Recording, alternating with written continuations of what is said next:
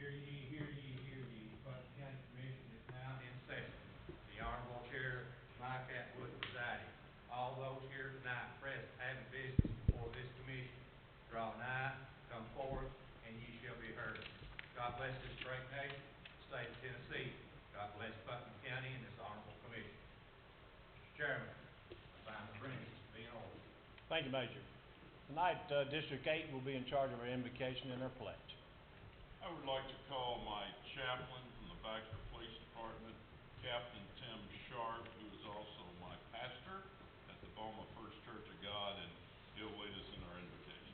And also, let's remember Brother Scott Ebersol tonight, who is in the hospital. Let's pray together. Our most gracious and loving Heavenly Father, we thank you for this day that you've given us.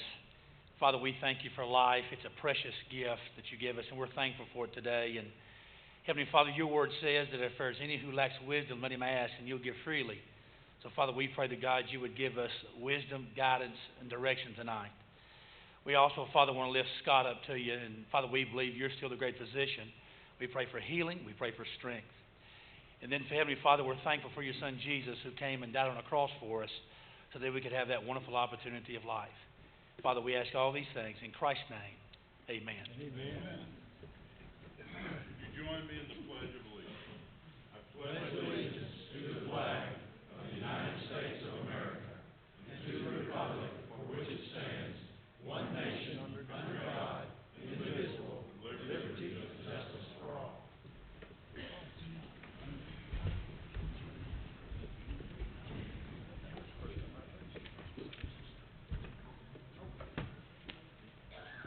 Hey.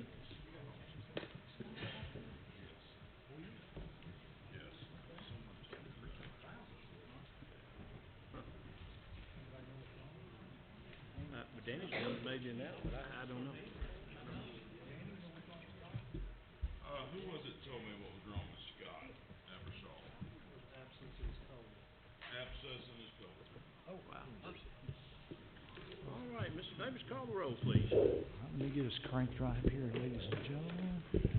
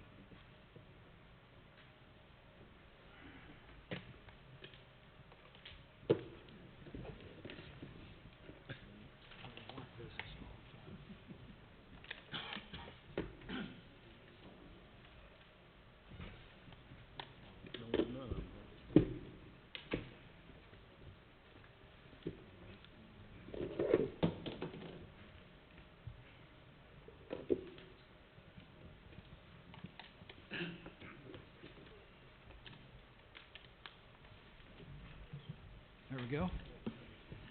Get some batteries to work around here. Mercy. Ladies and gentlemen, if you'll take your handsets, press yes for me and stop right there, please. Everybody press yes and just stop right there, please. Everybody pressing yes. Oh, is Jerry not here tonight?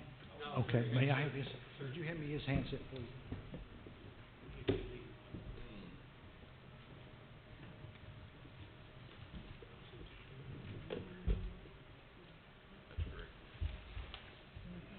All right, now, ladies and gentlemen, would you please press confirm for me? Everybody press confirm, please. Excellent.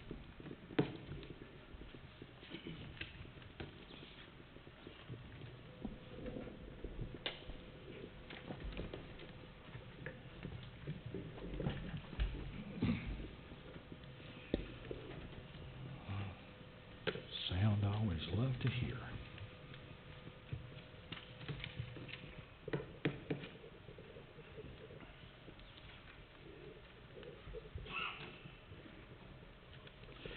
Mr. Chairman, we have 21 present, 3 absent. There is a quorum. Thank you, Mr. Clerk. Item number 5, approval of the agenda. Motion Motion to approve.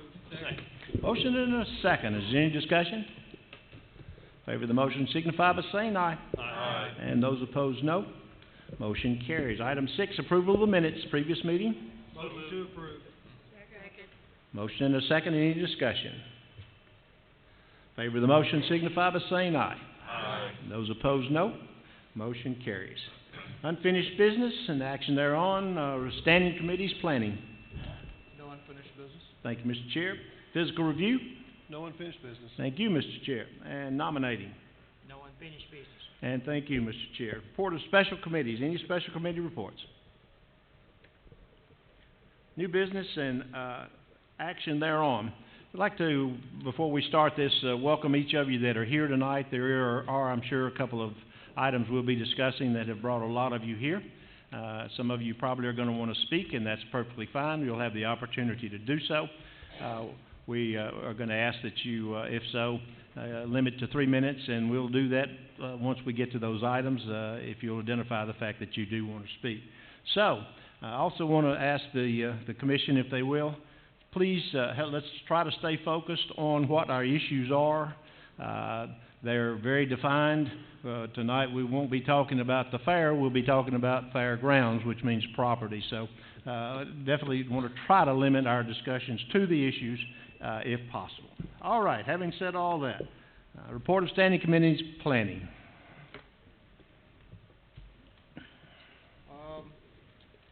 A recommends approval of the bylaws for the Putnam County Parks and Recreation Advisory Committee. Motion to approve. Second. I've got a motion and a second. Any discussion? Sorry, who seconded that motion? Jim. Jim? All right. Mr. Medley. This advisory board that you're talking about, you're talking about a committee? Yes, sir. It's an advisory committee. We had one of these before in the past, something similar to this. This committee officially has no authority over our department employees or our department of staff. It would be simply as an advisory committee to myself and Mr. Porter. Well, I just don't see why we need this. I'm not going to support this. Mike, if we want to get certified by the state, and you've got some of these other items on there to be able to do that, to increase our chances of getting the Parks and Recreation grants, we've got to have this committee as part of their requirements. It's an advisory committee. It's made up of individuals that John Ross has picked across the county that have knowledge in sports and so forth, and it increases our chances pretty good of getting grants, and if we don't have it, well, it decreases our chance. I think Jeff wanted to speak on it too. Mr. Medley, what you're thinking of is the way the setup was before. We had a Parks and Recreation Conservation Board, that's what it was called. That had been established in the late 1960s. And that was dissolved in, I think, 2011, if I'm not mistaken. What this is an advisory board, and the statute that speaks to it says that the board shall not be responsible for the supervision of staff, hiring or dismissal of staff, expenditure of public funds, or the promulgation or enforcement of rules and regulations governing parks and recreational facilities and programs. All they do is advise. So it's a little different animal than what you remember.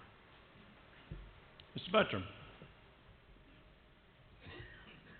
The sports authority that we already have established, would they not be capable of doing this task instead of forming a new committee? Not based on the state's requirements for this committee. That's what the state requests for the benchmarking process, is a separate advisory committee solely for our department that would be declared as the Putnam County Parks and Recreation Advisory Committee. When you say they're going to advise you and Executive Porter, such as what? They would help advise us in different programs and things of that nature that we may want to do within the county. Like I mentioned last week, they have already met once, just kind of a general meeting to get to know each other.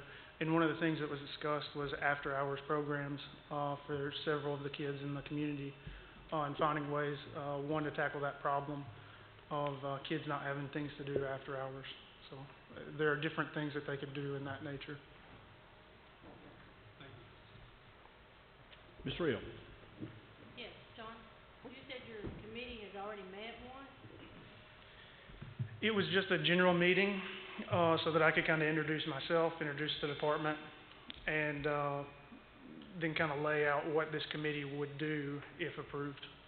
Okay. If you want us to approve an advisory committee, then why were we not involved in picking the advisory committee?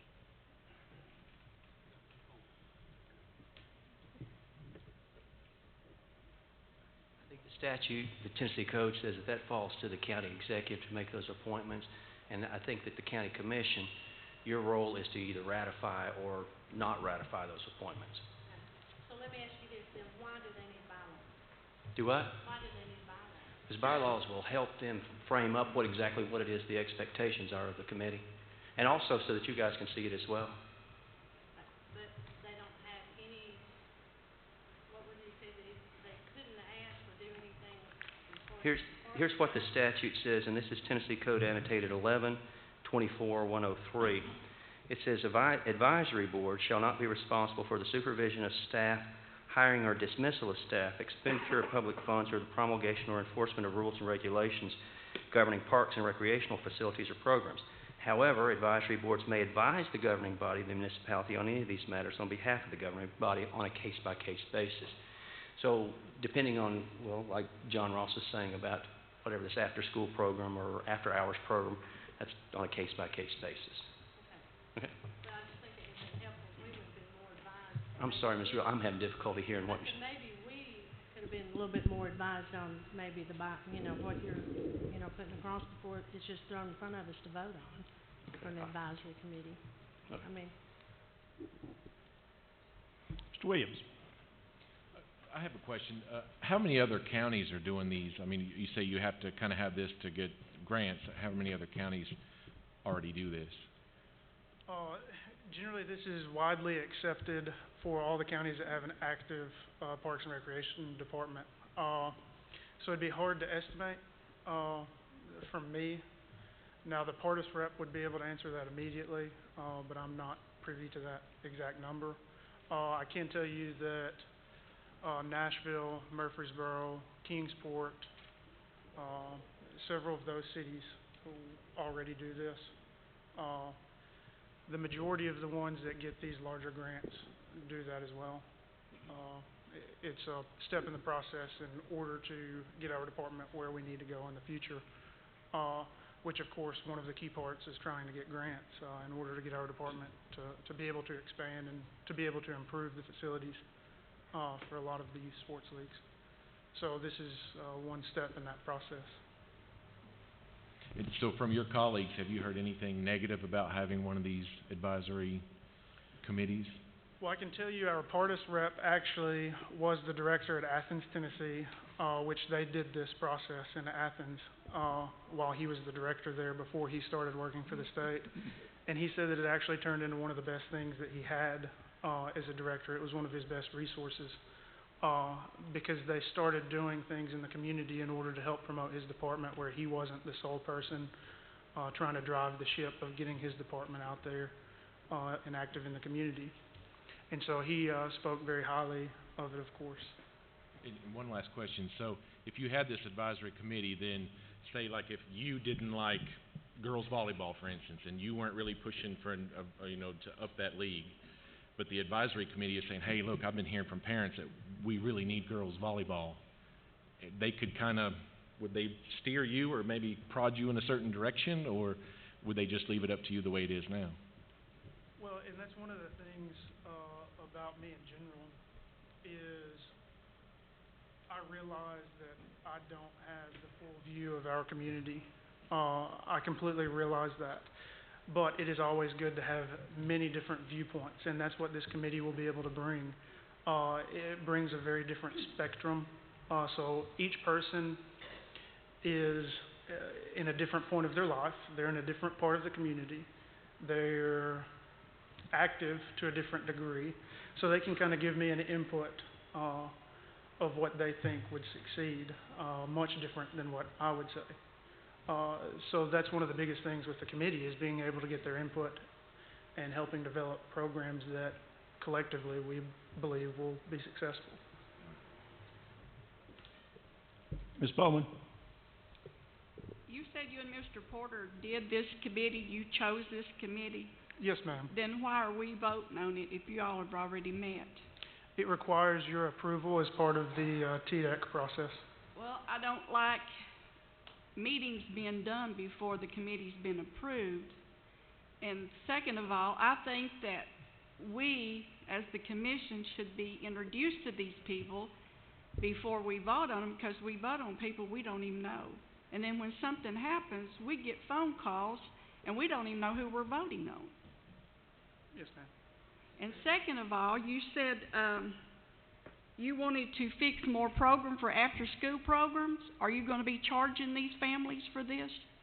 That would be a discussion that would come up with the board, which of course, as we will discuss later, that would be something that would come up. But that is in the plan, to charge them. I can't speak to that currently, because we don't have those plans in place.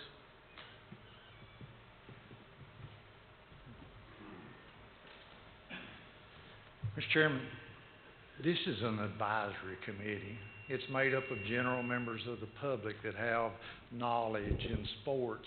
I would think we'd want to have their input as to how the Parks and Recreation programs are going.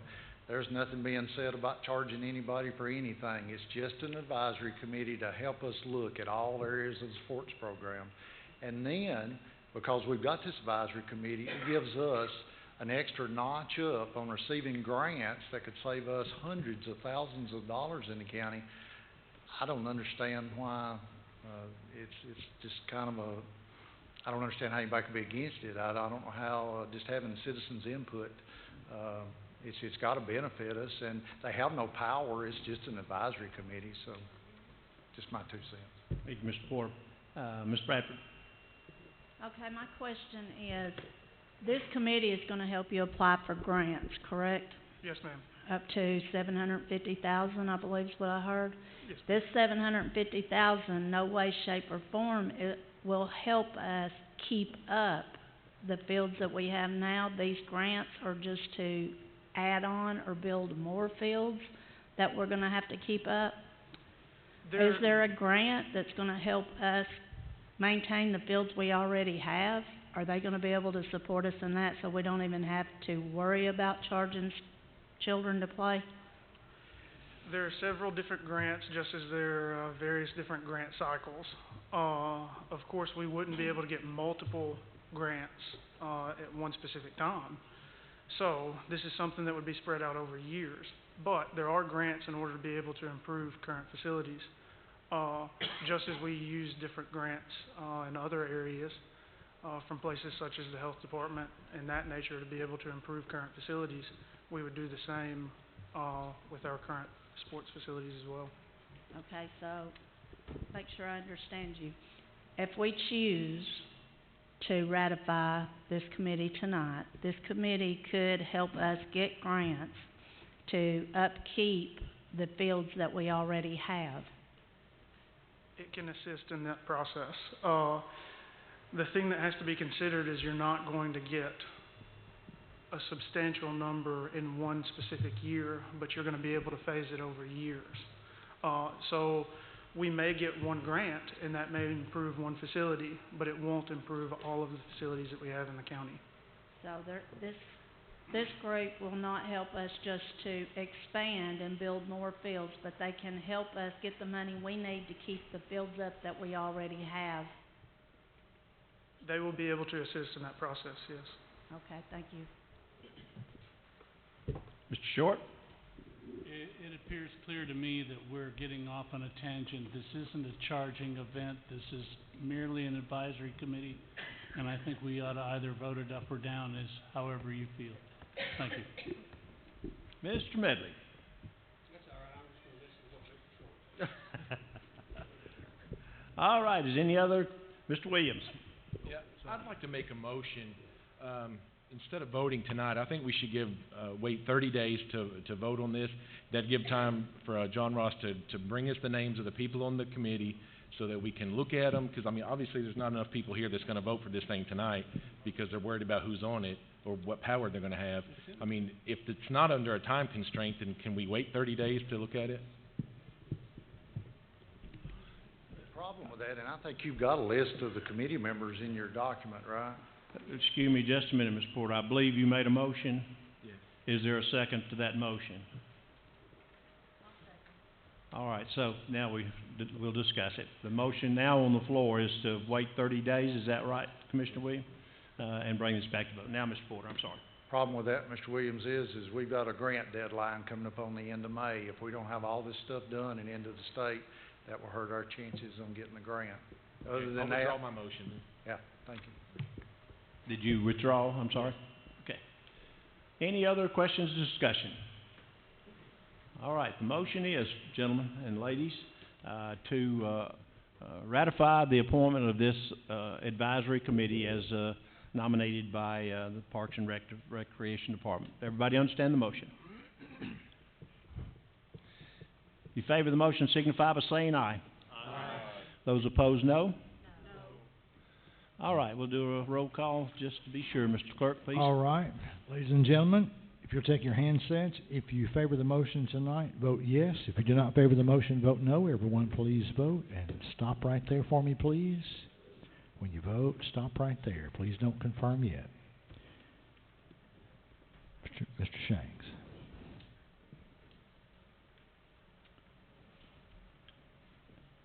Mr. Shanks.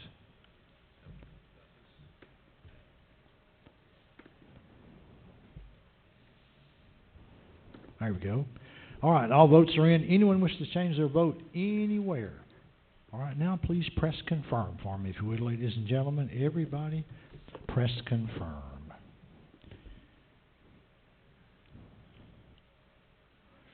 Mr. Chairman, you have 15 voting yes, 5 no, 1 abstain, 3 absent. Motion carries. Thank you, Mr. Clerk. Chairman Redwine. Okay, number B. Recommends approval to declare the following equipment vehicles as surplus and to sell via internet auction. A dozer, lawnmower, trailer, tractor, surveyor trailer, another trailer, and a Ford Explorer, and we have all the VIN numbers. A motion approved. Got a motion and a second. Any discussion on the motion? All right, favor the motion, I'm sorry, Mr. Savage. I just have a question. Are these from one department or multiple departments? Okay, that's all I wanted. Thank you. All right, any other questions? Favor the motion signify by saying aye. Aye. Those opposed, no. Motion carries. Discussion of fairground property, no recommendations were passed in committee, and that's all from the planning. This is a discussion on the property, and we'll open the floor.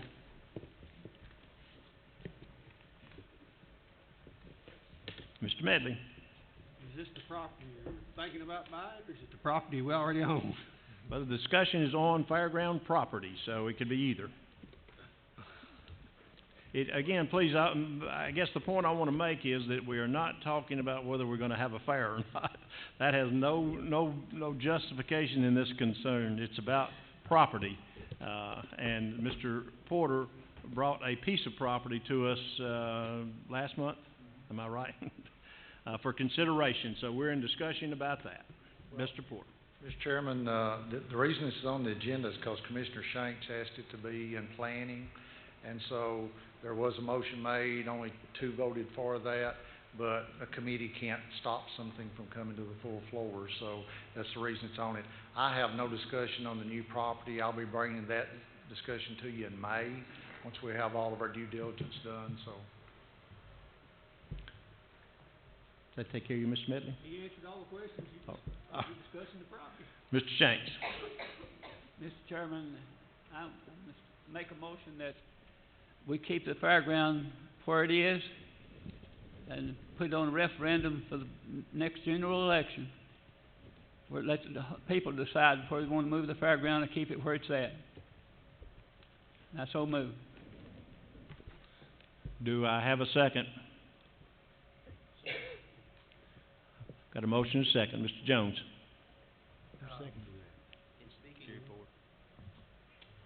Oh, there we go. You're In, now. in speaking to the question of a referendum, this issue came up, I guess, last month, and the question was whether or not it's a proper question for certification for a referendum. There are several Attorney General's opinions that say that you cannot seek an advisory opinion in a referendum. The state law says that the responsibility for overseeing county property lies with the county commission. You can't advocate your responsibility by putting it onto a referendum, and you can't ask for an advisory opinion from the voting population as to what it is that you as a commission should do. So maybe the first part of Mr. Shanks' motion may be well taken, but the second part probably is not proper. So the ruling, Mr. Shanks, is this: if you'd like to amend your motion to the point that that the first part stays intact, I believe Mr. Jones just indicated that we can't require a referendum on this issue.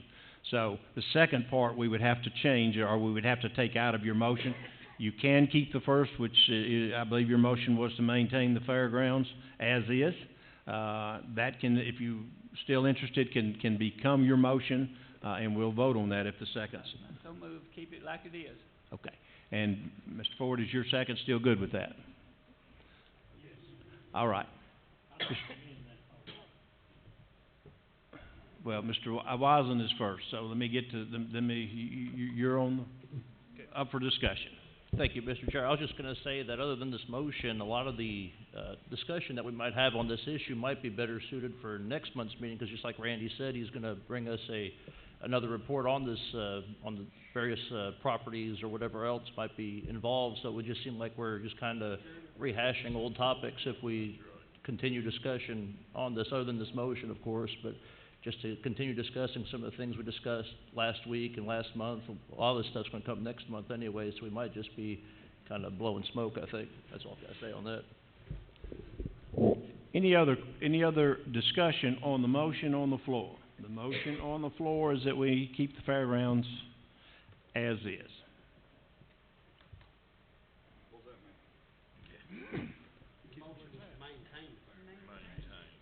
I'm sorry?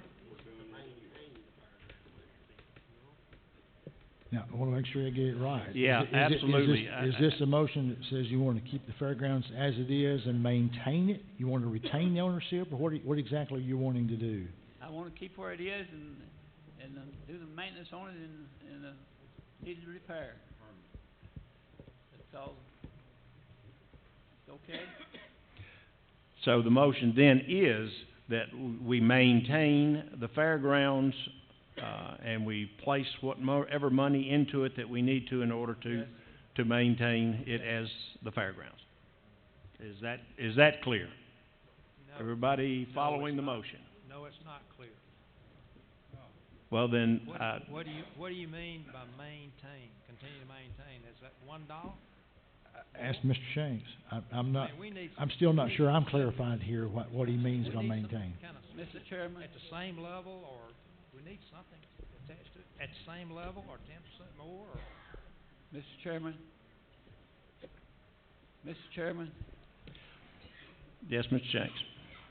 That fairground is crying for maintenance and repairs, and it's a shame to let it go like that. And people all over the county want to keep where it's at, like it is, but they want it maintained and repaired. So again, I'm trying to be clear and understand exactly what your motion is, Mr. Shanks, so that we can all vote as such. As I hear you, your motion is, let me see if I can word it, is to not sell the fairgrounds, yeah, and to bring it up to speed so that it can function as a fairgrounds. Yeah. The buildings and maintenance, to invest whatever it takes Yeah. to bring the fairgrounds up to usability. Okay. Is that It's okay. is that making any more sense? Well, then, Mr. Martin, tell me what you'd like to know. Give us a specific what you don't understand. If we're talking about spending money and upkeeping, it's a budgetary item. So what are we gonna do?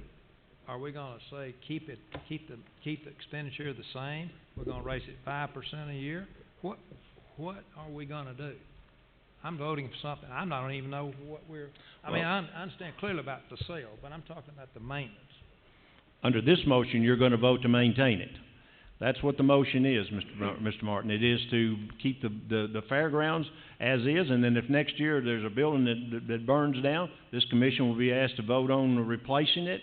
If the building is such that it is condemned, we're gonna put whatever money's into it to bring it up to speed. That's what this motion is about, is that we're gonna maintain this fairgrounds. Do you understand it? I do. Is that I also understand, Commissioners, that there is a lot of flexibility in this motion. There's a lot of intangibles that if we commit ourselves to, that we're committing ourselves to. Well, I don't even know I understand the first part of it, that's very easy. The second part, I don't know what I'm committing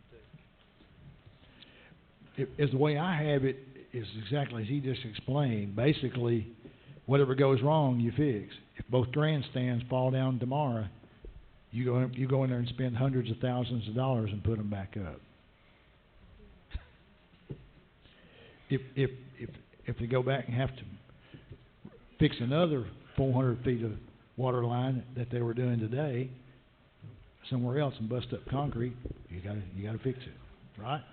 My understanding. Mr. Williams, let's see if any of the other questions are discussed. Mr. Williams, I believe you're next. I'm sorry. No, Mr. Savage, you're next. No, I'm sorry. I apologize. First means first. Mr. Williams, you're first. Okay. I think I understand it, and essentially it just is, do we want to put it up to a referendum to sell it or keep it? Because if we keep it, then the maintenance you don't even have to talk about it, because if we still keep it, then we have to fix it. So the point boils down to either we sell it or we don't, and do we want to put that up to a referendum where we have already voted on that to sell it? In my opinion, this motion is a blank check. Yes. I think that's what we're saying. If we vote and pass this motion, we're writing a blank check for the fairgrounds, as I understand. Is that it, Mr. Williams? Yes. All right, Mr. Savage.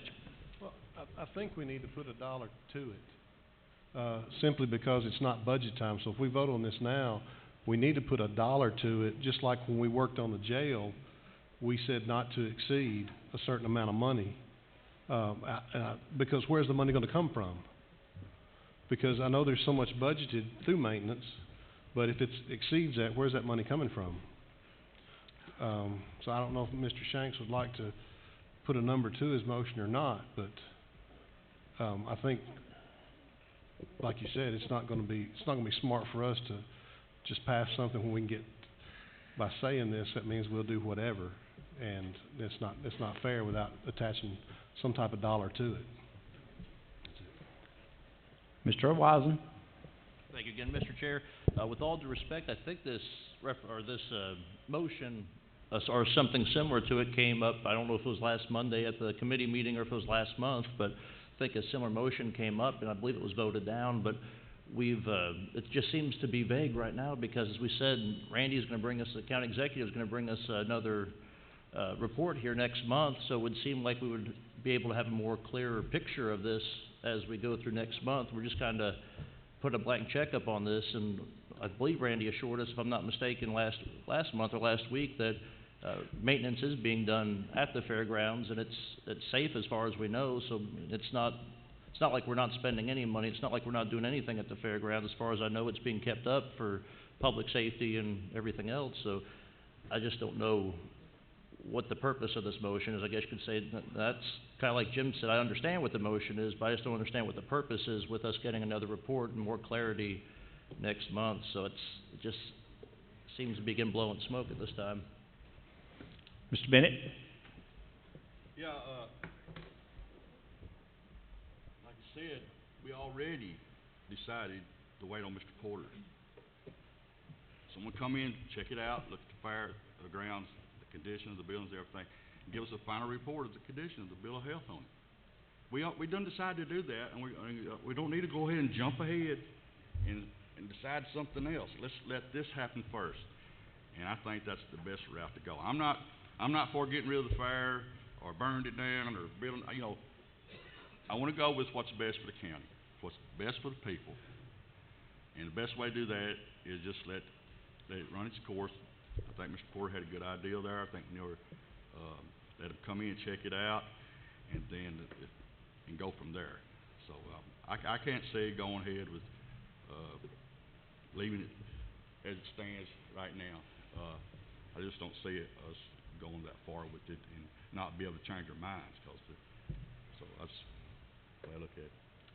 Thank you, Mr. Bennett. Mr. Medley? Well, my understanding about this fairground is, this is my short philosophy of this, is all the problem seems to be with the grandstands. That's all I've heard. So what this county commission needs to understand is this: if you replace the grandstands, then that's what you're going to be replacing, because that's basically the biggest thing that's there.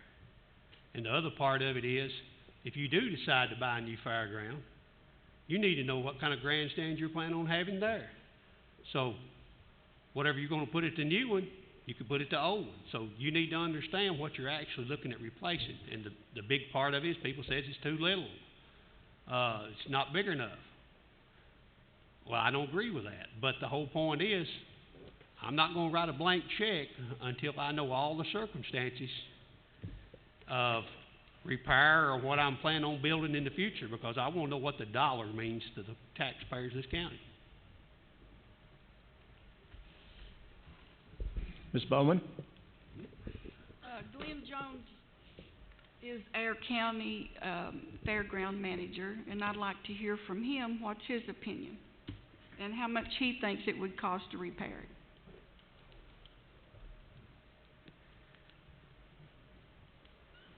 I wasn't really prepared to answer that kind of question right now, but I've been looking at this for over 3 years. I can't see spending taxpayer money, raising taxes to get the money to repair what we have, when you can sell what we have and go to another location, build brand new buildings, maintenance free for years, and it doesn't cost the taxpayer any more money. If we try to fix what we have, it's going to cost money. Where's the money going to come from? Is that kind of what your question is? Yeah. That's my opinion. I love the fair. I know a lot of people make comments. A lot of people don't go to the fair. But the new fairgrounds is not going to be just the fair. The fairgrounds we have now is not just the fair. Like the hog rally, for example. The Chamber of Commerce, the City of Cookeville, they say it brings in all this millions of dollars, which, you know, I don't understand all that. The hotel room, all the things that people spend. Well, it's not just the hog rally. What else is out there? I try to rent the fair as many times, the fairgrounds, as many times as I possibly can. The questions that I get and the comments and the problems, we have no indoor buildings. There are people who just pass us up because we have no indoor buildings. Everyone knows that. People, it costs $30,000 to get some kind of a lot of things that come to the fairgrounds or want to come to a facility. It's going to cost the promoter $30,000. They are not going to spend $30,000 in Cookeville at the fairgrounds in the grandstands with no cover on it. They're just not going to do it. There's shows that want to come. When I show them the property, and we show the property quite often. I showed the property twice last week. People have no idea how many people actually come to Putnam County. They see all the hotels. They see how beautiful the city is, the county. I show them the facility, and they say, what in the heck is this? There's not even an indoor building. The restrooms are built in the 50s, a lot of them. Some of them are built probably 20 years ago. The parking, it's muddy. I mean, the facility that we have, there is no, I'm not trying to run it down. I like the fairgrounds, but I'm saying to get the revenue in that we need to get in Putnam County for the whole county, our facility is not there for what we're needing. And we're not talking about the 10-day fair. I'm talking about other stuff. For example, even the home show. A lot of people don't think about, I go to the Hyder Burks to see what's going on there. Even the home show that's been going on for years, they wish they could go to the fairgrounds. They've talked to me 3 years in a row. What hurts them at the Hyder Burks, and I don't want to take a lot of time on this, but what hurts the Hyder Burks is the handicap accessibility to it. Have you all went to the home show at the Hyder Burks? You got to walk around the very whole top of it. Then you got to go to the other end, go down these stairs. Handicapped people have to park in the back. The facilities are not in Putnam County like we could do. If we could get $10 million for the property that we have right now, go out somewhere near the interstate, build brand new buildings that are indoors, at least one indoor building that's level on the ground, concrete floor, tall ceiling, parking all the way around with a couple of truck docks on the end of it where big shows could come in there. There could be boat shows. There could be national shows that we don't even have a clue what could come in if we were sitting next to the interstate fence where people coming from Interstate 40, if you're in New York and you're going to California, you're going to go right down Interstate 40. Ms. Jones, I know I'm rambling on, but he's covering. He's very much on the issue, which is about the property, and I appreciate that. But how do you really feel? I know. I don't want to take. But again, yes, we need the discussion to continue, and I appreciate your response, Ms. Bowman. Did he answer your question, or do you have? I have another question. Okay, please. Roughly, how many times have you rented it besides the fair? Just okay. Roughly. Now, see, like I said, I wasn't prepared because next month is when we were going to talk about this. Well, I know that the amount that was for history. In 1 year, $1,800 was the maximum it ever made. 2 years ago, $6,000. It was easy to rent. We raised the price. We're not getting as many people renting it, but we're getting more money at one time. So there's these people who came last week. They're going to do a caving convention. They want to use the facility. They had one question that they didn't like. There's no shade. The property's not big. 1,200 tents are going to be pitched. We still took it. We're trying to negotiate the deal with that. And they're going to have 600 people stay in hotel rooms. There is all kinds of these conventions that would come to Cookeville, Tennessee, if we had the facility. And we just don't. Anything else, Ms. Bowman? Thank you very much. Thank you, Glenn. Mr. Ford. I just want to start off, I'll get to you. You can sit down, Mr. Jones. First off, since we have mentioned the fair and everything, I'd like to take this opportunity. John lost his mother this past week, and I'd like to say, give you my condolence. I'm sure all the commissioners do. She is a fine woman, and all of you don't know, I've known John and his brothers and sisters. We grew up together, and mine and John's 4 years in 8th grade, the best 4 years of our life. But John, I am sorry about your mother. Move on. And I'd like to read you something. We keep calling this the fairgrounds and about the fair. I'd like to read you a motion that was on the commission floor. Motion to separate the fair board and the Putnam County to result in the fair board being a completely anonymity entirely from the county effective October 1st, 2014. The fair board would then utilize the Putnam County Fairgrounds under a rental agreement as those entered into between the county and other entities wishing to make use of the Putnam County Fairgrounds and related facilities. So in October 2014, we were no longer in the fair business. Mr. Ford, if I can, please, and in all due respect, again, we're talking about the property and not the fair. I'm getting to that. I'd like, you keep calling it the fairgrounds, and you keep talking about this property at Baxter that we're looking at being the fairgrounds. So we don't have any business, we're not in the fair business. And it sounds like it. If we were to purchase the property at Baxter, I'd like to call it the Putnam County Expo Center or something. I have no problem with buying that property down there if we can get it and buy it at the right price. But at the moment, we have a motion on the floor whether to keep the property where the fairgrounds is now or to move on. And as far as it goes, I think we need to keep what we got. I don't see what the problem is in understanding what Mr. Shanks' motion is. We need to keep the property is what we're voting on for the fairgrounds. We're in the rental business. And a few years ago, I was sold a bill of goods about the soccer fields. It was going to bring in all this money, and there'd be so many tournaments. And John Ross, how many soccer tournaments been this year? Secondary issue, Mr. Ford. I'm sorry. We're talking about the property. I've still got the floor, Mr. Chairman. Yeah, but I'm overruling your discussion because it has nothing to do with the. No, sir. You're talking about soccer fields now. That has nothing to do with what we're. What was brought up a minute ago. Our discussion, Mr. Ford, in all due Okay, respect, I'll is move discussion on then, of Mr. fairground Chairman. property. I'll move on.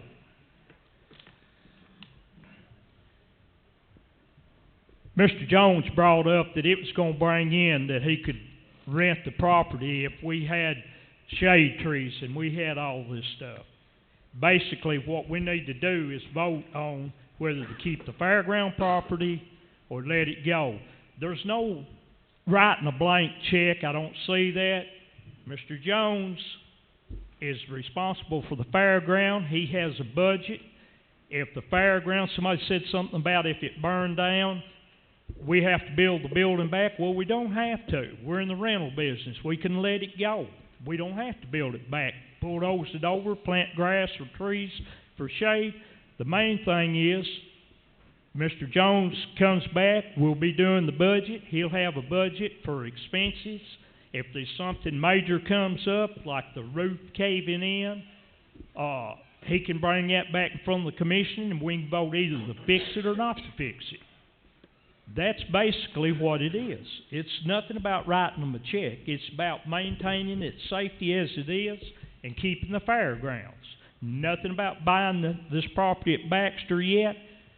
The only thing we're doing is voting tonight whether to keep the fairgrounds and maintain it as it should be for safety reasons. That's all, Mr. Chairman. Thank you, Mr. Ford. Mr. Medley?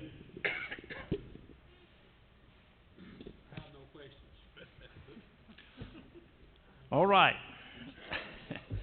I'm sorry? Does everybody understand what we're voting for? I know it's confusing. If you don't, then please look at me and shake your head. No, I have no idea what we're doing.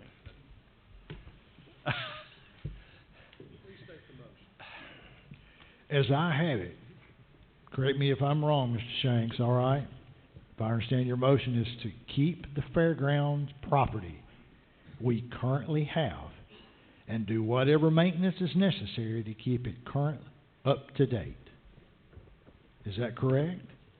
Does that about sum it up? That's my understanding as All well. right. Is any other questions? Mr. Clerk, let's have a roll call. All right, please. ladies and gentlemen, okay, wait a minute. I had one question. You hit, okay, you hit, By voting no, what does that mean? Motion is to keep the fairgrounds and maintain it. No means not to keep, Right. it just means that we're where we are right now. We're where we are today. Yes, Yes. yes. Which is keeping the If you're- fairgrounds and maintaining them as right, is. right. So if you favor this I've got motion, If you favor the motion, you're agreeing with Mr. Shanks to keep the fairgrounds and maintain it. If you're voting no, then again, you're not changing anything. We still have the option to the presentation of next week next month and make a decision based upon that. Any other questions? everybody understand why we're fixing to vote? Everybody got it? All right. Let me go through my normal, if I may please. Now, take your handsets. If you favor the motion, vote yes. If you do not favor the motion to keep the fairgrounds, vote no. Everyone, please vote and stop right there for me, please. Wait. Huh? Wait just a second. Don't hit confirm for me yet. All right. All votes are in. Anyone wish to change their vote? If you want to change your vote, all you have to do is push the one that you meant to push, and it will correct its own self. That's why we don't hit confirm. All right. Everybody okay? All right. Please hit confirm for me, ladies and gentlemen.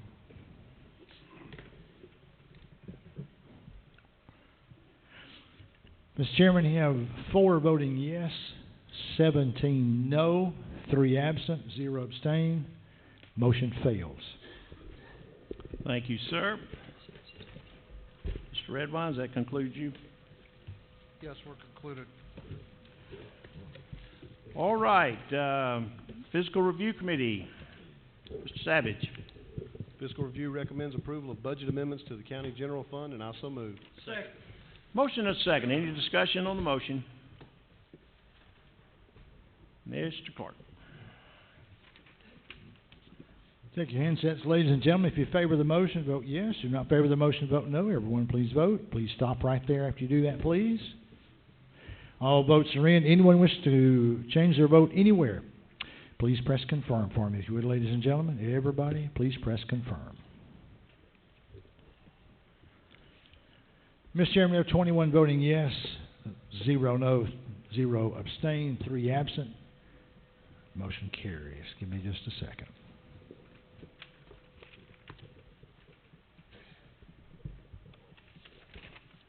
All right. Thank you, Chris. Fiscal Review Committee recommends approval of budget amendments to the general purpose school fund, and I so move. Second. Motion and a second. Any discussion? All right, Mr. Clerk. All right, ladies and gentlemen, take your handsets. If you favor the motion, vote yes. Do not favor the motion, vote no. Everyone, please vote. Stop right there for me, please. Now all votes are in. Anyone wish to change their vote anywhere? All right, please press confirm for me, ladies and gentlemen. Everybody press confirm.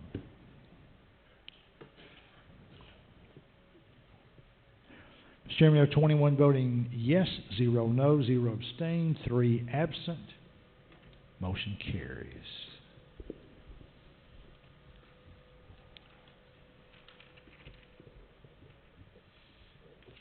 Thanks, Chris. Fiscal Review Committee recommends approval of budget amendments to the road department fund, and I so move. Motion and a second. Any discussion?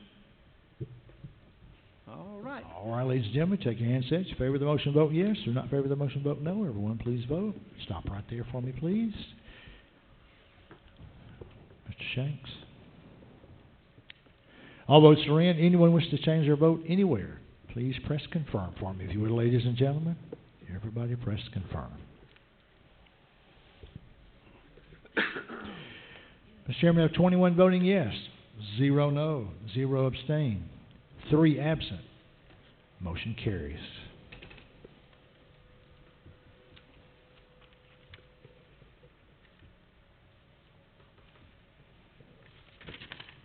Thanks, Chris. Fiscal Review Committee recommends approval for the Sheriff's Department to apply for the following grants: Governor's Highway Safety Grant and NRA Foundation Grant, and I so move. Second. Got a motion and a second. Any discussion?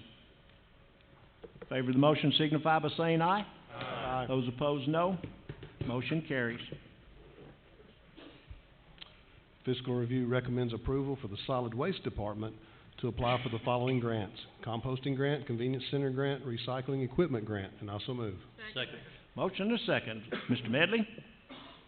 Keith, what's the these grants don't have any match to them, do they?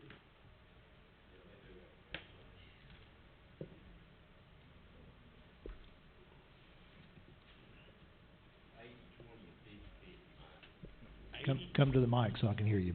Oh, I'm sorry, 80-20 and a 50-50.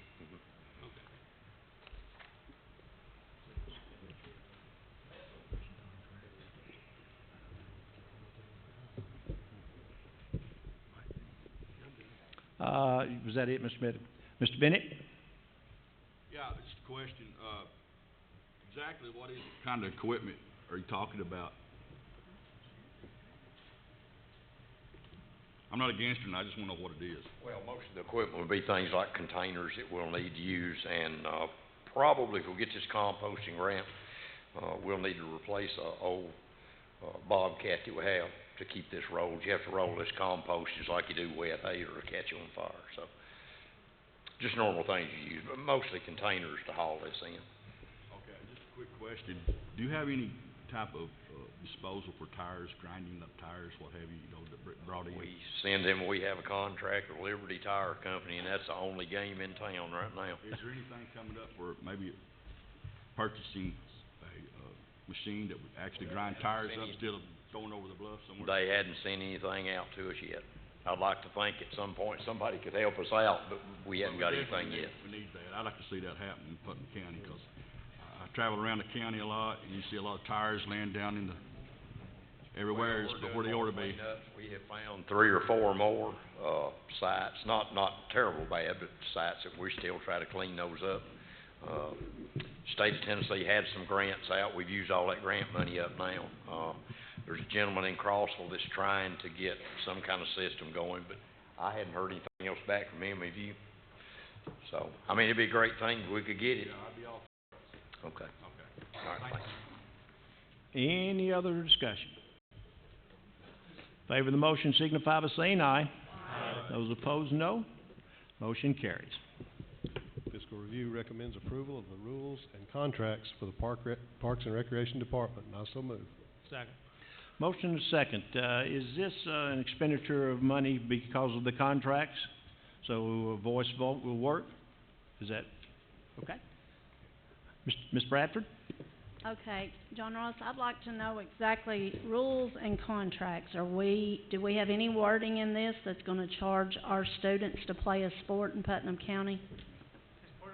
As part of the contract, yes, it is in there, but we chose, or you all chose to separate that at the last meeting.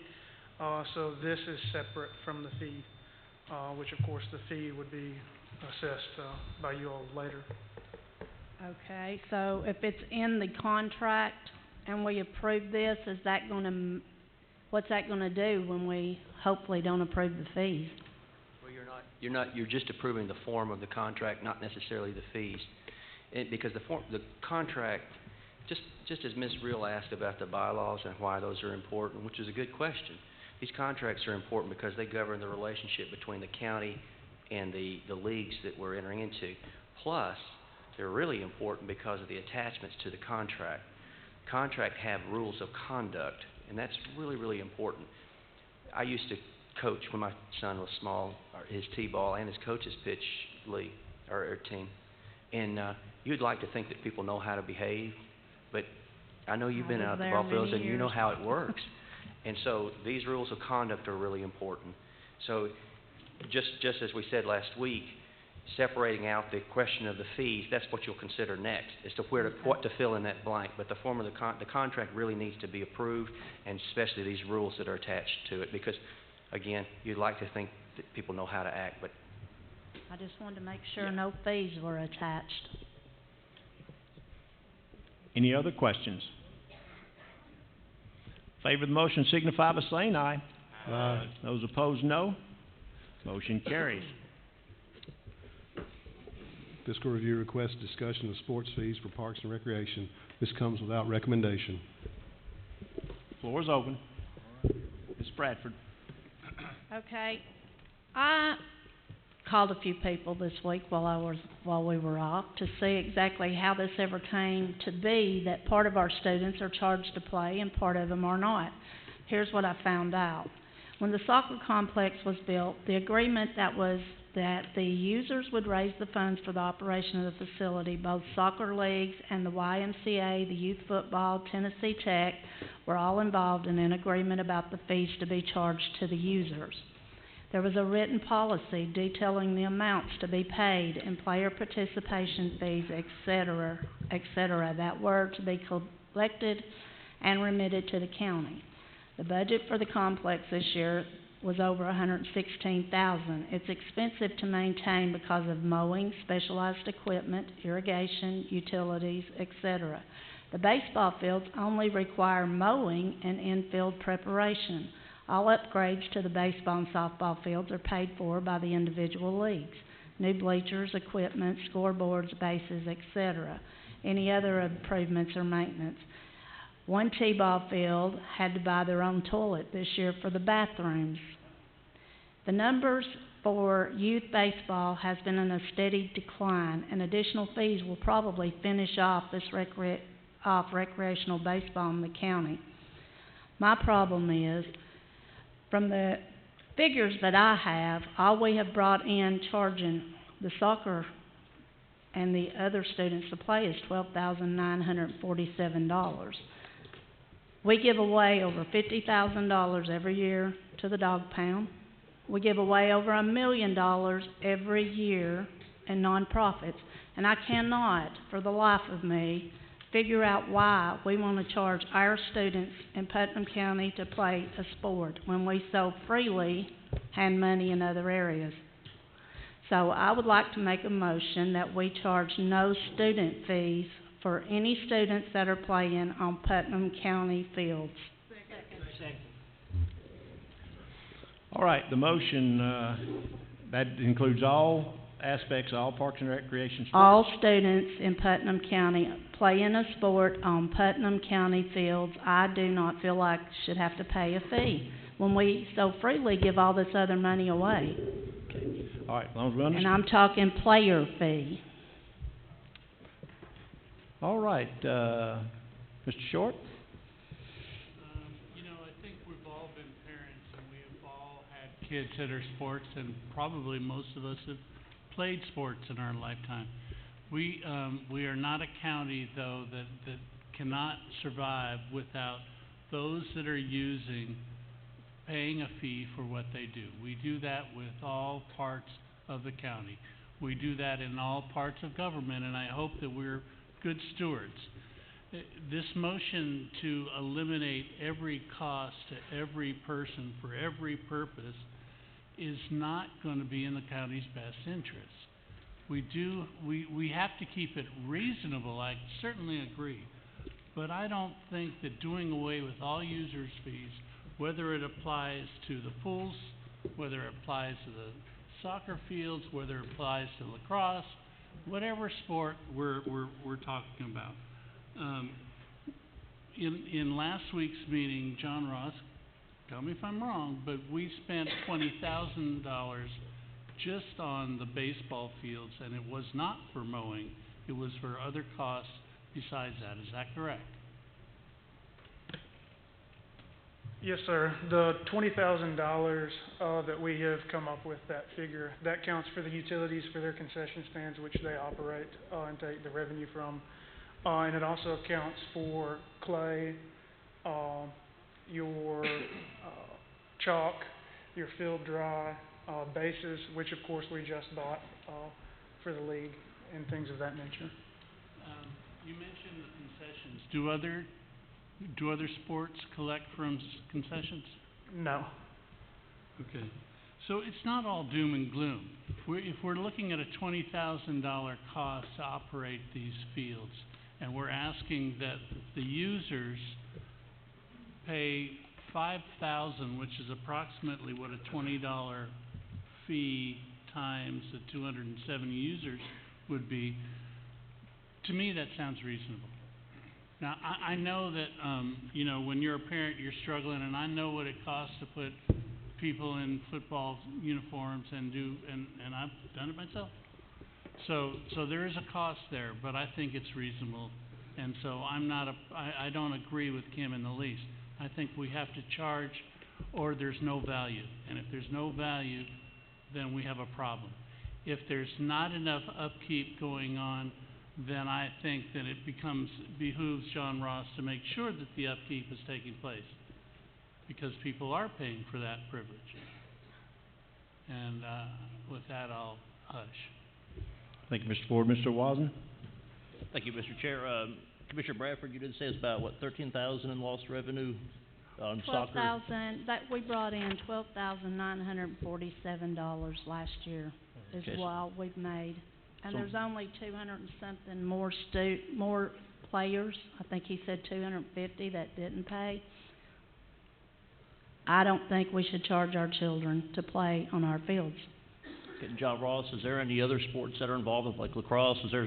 Do we know a number on other players and maybe other lost revenue under this motion, or? She has accounted for the revenue that we have brought in for the youth sports that use our fields. The other, of course, that you'd need to consider as well would be the other recreation activities that we have at our facilities.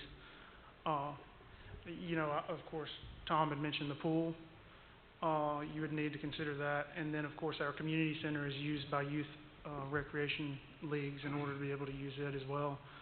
So that revenue is not counted in that $13,000 that would need to be considered. I'm under the impression the reason for this motion to begin, or the reason for this agenda item to come before us tonight is mostly because this is going to help us be accredited with the state, and that would help us with grants and such things as well.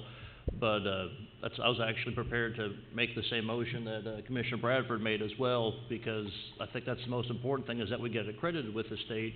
And when we consider the issues of inactivity and obesity going on, we need to do what we can to encourage our children to participate in these events, and whether it's baseball, soccer, other athletics as well. So I'm definitely in support of Commissioner Bradford's motion there. And that is the main goal, if you don't mind. That's the main goal of this, is to equalize the playing field for all of our youth sports. That's the reason that it was requested of us from TDEC, is to be able to level that playing field. So whatever you all choose would be the decision. We're here, our job here is the people's business, and very few times in my service, I've only been on the commission for about 3 years, very few times have I gotten calls, in our district we don't get a whole lot of calls as much as maybe some other commissioners do, but I've already had at least 3 or 4 families reach out to me and say, do not charge. I've not had one person say, please charge us. Of course, I wouldn't expect that kind of call anyway, but we need to be here about the people's business, and when the majority of folks, it seems like that's been reaching out to us, say, please do not charge us, I think we need to stand with the people there and do their will. Mr. Medley? I would like for you to start with to clarify her motion exactly what she said. Would you like me to restate it? Yes. Well, we will need some clarification because Because I've got some questions for John Ross, and I will make sure I understand what you said. yes, as our rec director, does your motion include swimming pools? Does it include all aspect of student activity? Okay, then it needs to be specific. It needs that. Sports teams, players of any sports team on any sports facility should not be charged a player's fee. By the county. By the county. They're using county fields to play a sport. They should not have to pay a player's fee. A player's fee. So what I'm really wondering about, so you're talking about not collecting any fees for the soccer complex? No, I'm talking about charging a child $20 to be on a team to play soccer or to play any sport. You're talking about extra fees. Extra, no $20 fee by Putnam County to play a sport on a Putnam County field, be it baseball, soccer, or any other sport that we have. I do not think we should charge our children to play a sport. Gets them off the couch and out from in front of the TV. This has absolutely, Mr. Medley, nothing to do with the league charges. That's nothing to county. That's what I want to They're still verify free right to there. do and run the leagues any way they want to. This is a county decision not to charge and pay the county for That's usage. the fee that they're talking about tacking on. That's the part I want to get verified. That is correct. The league can do as they wish. Okay. Was that it, Mr. Medley? That answers my question. All right, Mr. Bennett. I'd just like to make a comment. These playing fields are on public property, county, all paid by the taxpayers. All right? I think everybody agree with that. And $60 for a player fee for a kid to get out there and play ball. $60. I don't know what else, you know. I know it costs to have the uniforms and all this other stuff and balls and all that stuff, but I don't think that'll be held against the child. I mean, some people can't afford $60 extra to play ball. And I agree with Commissioner Bradford. We ought to go with, just knock out the fee. And, if they need to add something to the budget, schools or whatever, to play the field, put it on the budget. Let's not add it to the kids, the parents. That's all I got to say. Thank you, Mr. Bennett. Mr. Holmes? Thank you, Mr. Chair. I agree with Commissioner Bradford Every single person is a taxpayer of Putnam County, and we're paying our fees. We're paying our fees. And if this county commission cannot fund Parks and Recreation without taking $20 from our players, we're in bad shape. And Kurt Warren, the president of our youth baseball, would you like to speak, Mr. Chair? I was going to allow speaking. I wanted to get the commissioners, if I could first, Mr. Holmes, don't mind, and we will open the floor if there are those who want to speak. I assure you, we'll give you that opportunity. I've got several commissioners at this point who looks like that they want to speak, and if you'll bear with me, I'll get to you, okay? Will that be all right, Mr. Holmes? Yes, sir. Thank all you, right. sir. Are you through, sir? I hope so. All right, Mr. Williams. I just have a question for John Ross. If we go to zero and we don't charge anything for players on team sports, does that let us apply for the grants? I mean, or do we know if we have to not charge for the swimming pool and all the other? As long as it would be equal for our youth sports, that was the main goal, and that's what the state is requesting with our fee structure. As for the pools, it could be an issue, but I have not verified that with the state. I would assume, though, that it would not be based on the way that we set those structures. So that would be a question that I could take up with Pardis. But the pool wouldn't be a sport either. The pool would just simply be a form of recreation as well, which a child could say that they recreate playing swimming and things of that nature are the same. All right, commissioners, I don't want to cut anybody short and don't intend to, but some of you are asking for second and third times to speak. If you have new information or if you have a new comment, that's one thing. Please try to make it. We have folks in the audience that want to speak. So, again, I don't want to limit anybody, but be I guess, courteous and kind to everyone. So, Mr. Ford, please, sir. What? I'm sorry, I apologize, Mr. Weed. Were you through? Yeah, I had one more. The only question I had is, so if we go to zero, which, I mean, that's fine, whatever. If we go to zero, then it's going to cost you, what, about another $20,000 for your budget? I mean, we're going to have to come up with that $20,000 for your budget. So, I mean, I know there's a lot of emotion in this, but we're all going to pay for it one way or the other. I mean, because if your budget goes up and then we have to raise taxes, then it's just everybody pays it rather than just the people who are actually using it. So, I mean, it's going to get paid. There's nothing free, but that's essentially what we're looking at, $20,000. Somewhere in that realm. Thank you, Mr. Williams. I'm sorry. Yes, sir, Mr. Ford. Thank you, Mr. Chairman. I got a couple questions about the motion. I heard you say something when you were first reading off how many each club paid fees, and you mentioned Tennessee Tech University. When the contract was originally written up, what I was told was when the soccer complex was built, the agreement was that the users would raise the funds for the operation of the facility. Both soccer leagues, YMCA, youth football, and Tech were all involved in the agreement about the fees to be charged to the users at that time. I wasn't a commissioner then, so I can't tell you. I just asked how this got started, and this was the answer I got. Okay, but TTU was included in that? That's the answer I got, yes, sir. Okay, I don't remember Tech being included in that, but I could be wrong. The original cost of the soccer field, and that was another question I had of John Ross, was who all uses just the soccer field? Currently, we have 2 soccer clubs that use it. We have several lacrosse teams, both middle school and high school, as well as out-of-town teams that come in to host games and meet. What we're seeing quite a bit, of course, is that happening as well. And then, of course, we have the Rotary, who does tournaments twice a year. Okay, another question. How many soccer tournaments have we had this past year? Last year we had a discussion about this, and in this past year, I'd like to know now. I think we'd only had like 2 in the last year. We had 2, you're correct. We had 2? Yes, sir. Okay,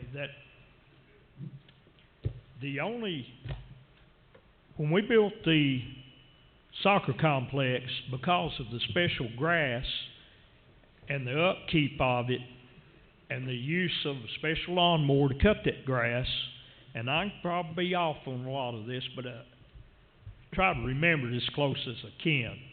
The only ones that were to use it was the people that were in the soccer league, and they were to pay $30,000 a year from the tournaments they were holding. And we had that a couple of times. They paid for 2 or 3 years there, and the agreement was between the city of Cookeville and Putnam County to build this thing. Cookeville done all the land work, bulldozing, the lights and everything, and then we paid for the upkeep of it and the running of it. Mr. Ford, this is about the $20 now. This is Okay, just that's about the what- charge fees, if you That's what will. I'm getting at. Okay, please, sir. The reason I said this was because no one was to use the soccer field except the people on the soccer team, and they were paying a fee for this to pay for it. And somehow we got these other leagues. Am I understanding now that, and I know lacrosse got in on it and started, does junior pro football use it? The Cookeville Youth Football is in Allgood, because Okay. we had to move them there because the complex grew so much. So we had to make that move. Okay. So basically lacrosse and the soccer leagues are the only one using the soccer field. That makes me feel better. Then the fees are really basically that anybody's paying is used like the Monterey field, the Parkview fields and everything belong to the city of Cookeville, correct? Yes, sir. The Parkview fields here in Cookeville are actually the city of Cookeville fields as well as Cane Creek fields. In the city of Monterey, we have the Little League field, which is next to the community center there. And in Baxter, we have the Little League field that is behind the water department. And in Allgood, we have the Allgood ballpark as well. So basically, we're just talking about a fee for the baseball fields at Monterey, Baxter, Jerry Whitson, and that's what we're collecting this fee on. That's what basically we're talking about tonight. You're talking about all of those along with the sports complex. So they would all be tied in together in order to be able to equalize it across the board. Okay. I agree. You keep these kids busy, and they're not over at the county jail over here. If you keep them busy, and I can't understand charging any of them a fee for using any of the fields, especially those fields. And I had another question. I wrote several things down, but I just wanted to get that clear in my mind exactly who was charging and who was using what. And the main thing in your that the fees for the soccer complex was for to keep the upkeep of it and the special grass and everything. The rest of it, I didn't even aware we were charging a fee for a Little League or any of them to play. We're not. That's I the didn't issue. think charged anything. We're not charged. That's the whole issue tonight. Do we charge the baseball the same, or do we not charge anybody? And the motion right now is not to charge anybody. Well, I'll have to agree with that. I mean, I didn't mean to go all the way around the world, but I just couldn't understand what all was being charged. Okay. So I think that's all I've got. Thank you, Mr. Ford. Mr. Wiseman? Thank you. This is actually a reference to Commissioner Bennett and Commissioner Holmes' comments earlier regarding the lost revenue. I guess, like I said, I think it's under $20,000 of lost revenue we're looking at. And I would think that while we're trying to get these grants and then also corporate sponsorships, I know there's a lot of sponsorships and corporate partnerships going on now, but I think we'd get kind of creative and try to find some ways to look for these grants, and then the partnerships might be able to alleviate some of that lost revenue as well, so there'd be no need to raise more funds or revenue, like Mr. Holmes and Mr. Bennett said about trying to raise any additional tax money to compensate for that, we can probably try to find ways, I would think. I mean, John And Ross probably again, know better than please, I do. in all due respect, that's an item for another issue, once we decide what we're gonna do, as to if we have to raise additional funds. I'm not trying to cut folks off, but there's a lot of folks who wanna speak, and, let's please, we're talking about fees. Do we charge them to baseball, or we do not charge them for anybody? That's the issue on the floor, that's the motion, and I'd appreciate if we try to direct the conversation to that issue, and in all due respect. Okay. Mr. Short. Point of clarification again on this motion. So you're talking about any students that are playing at any time on any of our fields. Is that correct? I said that I don't believe we should charge any players in a county sport or team to play any sport on a county-owned facility. Whether it's a league or Whether whether it's it's a tournament well, or... tournaments are different. But we don't charge per person to play a sport, per child to play a sport in a league in Putnam County. I don't want our children who live in Putnam County to have to pay a fee to play on our fields. I don't think that's right. At any time. So if what about the students that are coming in from outside of the county that are playing? You're not over their league. You might charge a gate fee for them to get in, but they're not paying to play. They're not paying a fee to sign up and play on a league.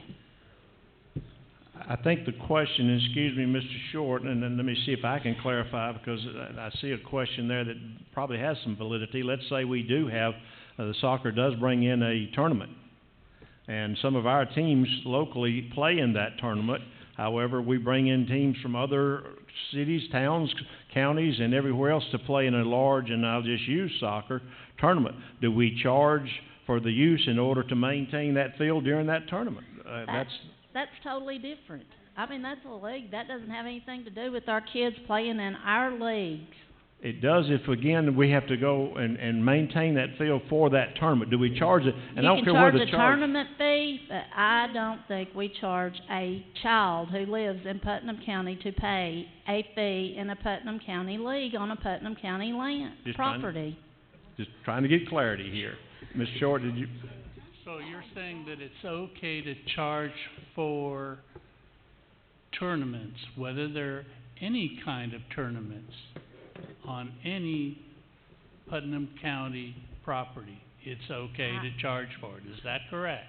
I think you're looking for a reason to charge somebody.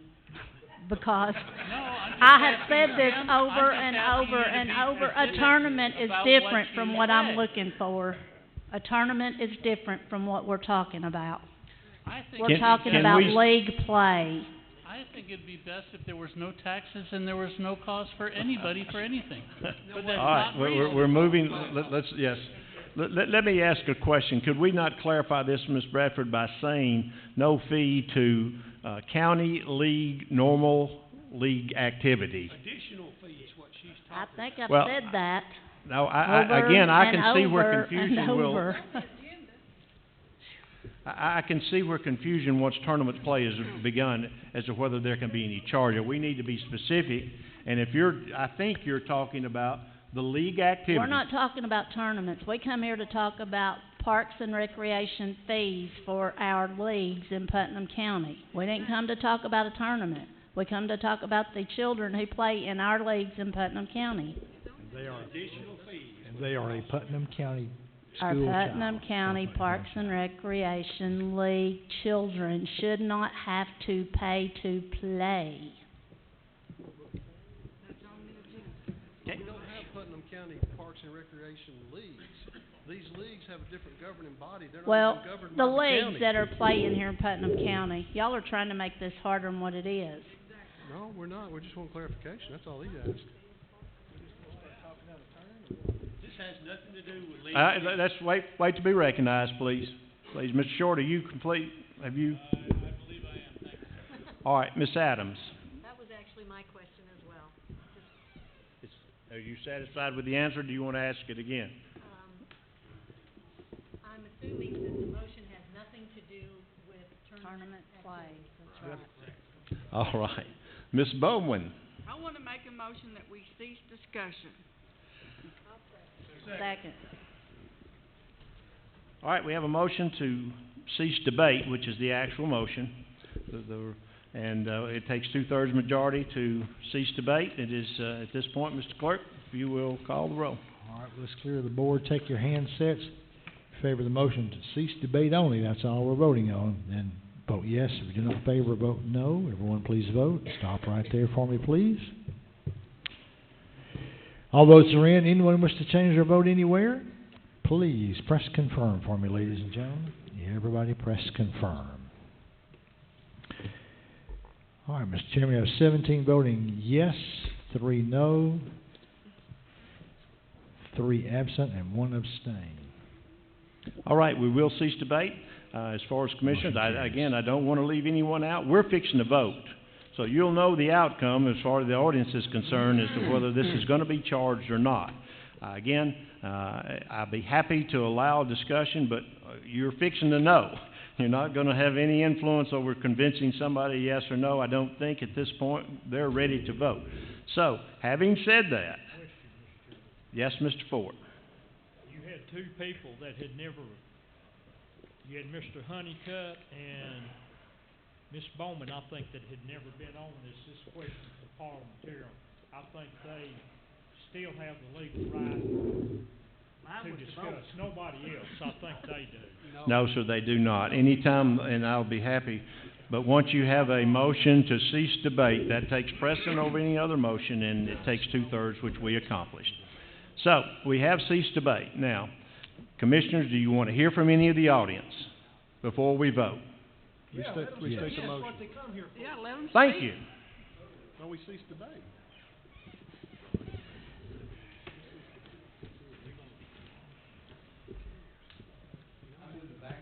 T-ball league in Baxter. Please state your name for the record, please. My name's Brent Mathis.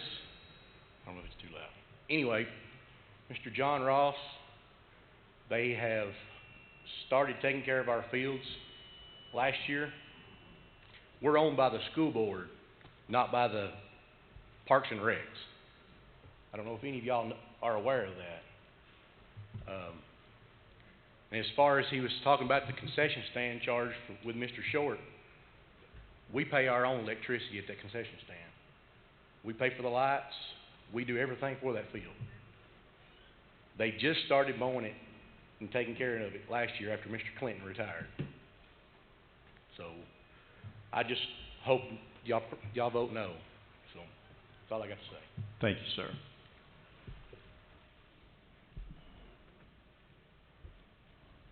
State your name, please. Sure. My name is Lane Moore. I'm here on behalf of Upper Cumberland United Soccer League. I'm unfortunately the president of the league. I've been asked to speak on behalf of the club.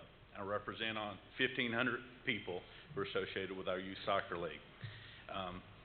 This gentleman, Mr. Williams, said it correctly. Somebody has to pay for this because you don't want to lose out on the grant money. Ms. Bradford, I respect you wanting nobody to pay, but if you make the motion, you need to make it nobody pays. In my opinion, the tournament, nobody pays, because you have to be consistent in how you apply this in order to be eligible for the grant. You can't favor in-county residents who are using the field out of out-of-county people, or else in the eyes of the state, we're going to lose out on grant money potentially. I think you have to treat everybody the same, whether they're from Salina or Crossville coming to play in our tournament, or whether they're people who live in Baxter or Monterey, or all good. So I think everybody needs to be treated the same in order to achieve the grant money, because we're talking about $750,000 that our club has worked with Mr. Albertson to try to obtain the grant money. So then the question becomes, who should pay? Ultimately, somebody has to pay. It's $20,000 from the soccer league, but if you do baseball, it's $10,000. So that's $30,000 that has to come from somewhere to keep these fields up. And Mr. Williams is right. Somebody has to pay for that. As president of the club for the last year, not one soccer parent has complained about the fee we have paid. We realize we use the field. We realize the county takes care of it. We appreciate that. We appreciate the county providing it. and we're fine to pay the fee in order to maintain the fields. And nobody complains about that. I have a son that's 14 years old. Somebody has to pay for the upkeep of these fields. I'd rather pay for it for the next 4 years while my son plays soccer than the next 50 years of being a resident of Putnam County. So that's all my position. And on behalf of the soccer league, we would ask that respectfully, they decline your vote and vote to apply the fee to everybody in the county who uses the field so we can obtain this grant money. Thank you. Thank you kindly. Next, please state your name and take 3 minutes if you will, please. My name is Dustin Allen. I'm involved in the Youth Baseball League, and I'm also involved in travel baseball. And to her point, I 100% agree with not charging the kids of Putnam County to play in our league. Now, if a kid from this county decides that he wants to play travel ball and play in a tournament, that's two totally opposite things. And if I understood you right, the soccer complex, they agreed to pay the fee once what happened? Once they got a complex? We don't have that complex. So we're agreeing to pay a fee for what? For nothing right now. So I mean, I just want to say that I definitely agree with her, because you can't make it where travel baseball or any travel sport is the same as a local recreational event. It's two totally opposite things. That's all I got. Thank you, sir. Thank you, Mr. Chairman. State My name your is Kurt Warren. I'm over the 9-year-old through 18-year-old baseball in Putnam County. Now, this is going to throw a little bit of a wrench in everything that some of you do not know about. Our league currently is across the Putnam County. We use the field in Monterey, Baxter, Jerry Whitson, and Parkview, meaning we deal with Parks and Rec and Cookeville Leisure Services. Now, this fee will affect everyone in our whole league, even the kids that play out of Parkview. The city of Cookeville has not voted to fee us that $20 fee. So that's going to throw a wrench in this whole thing for us if you do vote that in. If you vote it in, what will end up happening is exactly what was happening whenever I became involved in league ball 14 years ago. And what was happening is baseball was going down the tubes, because we were broke apart in Putnam County and teams were dwindling, and there wasn't enough teams in Monterey to play each other, or in Baxter there's very few, and Jerry Whitson and Parkview played each other. So what I'm saying is, if this happens, it will break apart again. Parkview will go on its own. It will completely destroy Monterey baseball. I promise you. I know, I was there, I seen it. The other thing is, the biggest reason I don't want this fee, it's not going to affect me at all. My son is 17. He is just about done. He'll be a senior in high school next year, and he won't have to pay this fee. But the majority of this money, this $20 fee, will go to parents of 3-year-olds through 12-year-olds. That's the majority of this fee. Now, I want you all to think, when you were that parent with that little small child, how old were you? You're young. How hard was it to make ends meet? It was hard. Our fee is $60. It'll go to $80. Now, I know, I'm speaking for me. When my little girl started playing t-ball, it was all we could do to make enough money for that month for her to play and to buy her cleats and a glove and a helmet. I've already paid this fee, and so has everyone else out here. Our tax money pays this fee, and it has for 60 years. Do not vote for this. Thank you. My name's Steve Jackson, and I've been in baseball in Putnam County for 29 years. I've spent a huge amount of money from my pocket to pay for kids to eat at ball games because they just don't have the money. I mean, they go hungry all day when school gets out. We pay, the league is always, it's our agreement with the county has always been, if a child comes to us and the parents say they cannot pay for that child to play, we let them play for free. We didn't charge that child a fee. Now you want to tack that $20 on, and you know, my kids are grown. I'm still involved in this league. I still help this league. I'm out there today working on electricity at the ball field in Baxter. So are these other kids gonna have to pitch in money to pay for the ones that don't have the money to pay to begin with? And they're gonna pay that $20 fee? Are you gonna separate those fees out? Are you gonna say, well, if the kid can't pay to play, then we're not gonna charge that kid to play? I mean, are we gonna do that? You can't start that program, because that's just gonna lead you down a path of there's no way you're gonna get those grants. And my suggestion, as far as the fees, where you're worried about the tournaments and everything else, just charge them a gate fee, okay? And that way it's a gate fee. It's not entangling you with a player fee in or out of county. If you charge a gate fee admission, I think if the county charged $1 gate fee extra to the gate fees that the leagues would run, you're going to make your money back. And we would bring more tournaments in. The tournaments are where the money's at for the leagues. The tournaments where the money can be at for you. And the tournament is where he's going to get more money. Charge it on a gate fee. You don't have that problem. Gentlemen, I hope you don't vote for this. I've put too much money and time. I've worked thousands of hours at the fairgrounds, at the parking cars, at the concession stands. I've drove to Nashville to work the hockey games just to bring money in to our baseball programs. And he's right, they're broke now. We lost baseball in Baxter for a while. Everybody had to go to Cookeville. We're going to lose it in Monterey. I don't know how it's struggling now. It's a lot of money. It takes a ton of money to outfit these kids in baseball. The baseballs have to be thrown away after these games, and it's expensive. Thank you. Thank you, Steve. Folks, please, 3 minutes if you will. I hate to use my little timer, but a lot of folks want, and we still got to vote. My name is Christy Sweat Allen, and I'm the commissioner of Cookeville Youth Football. I've been involved in that football league. My grandparents helped start the league when I was 12 years old. So for 20 years since that league started, I've been a volunteer in that league.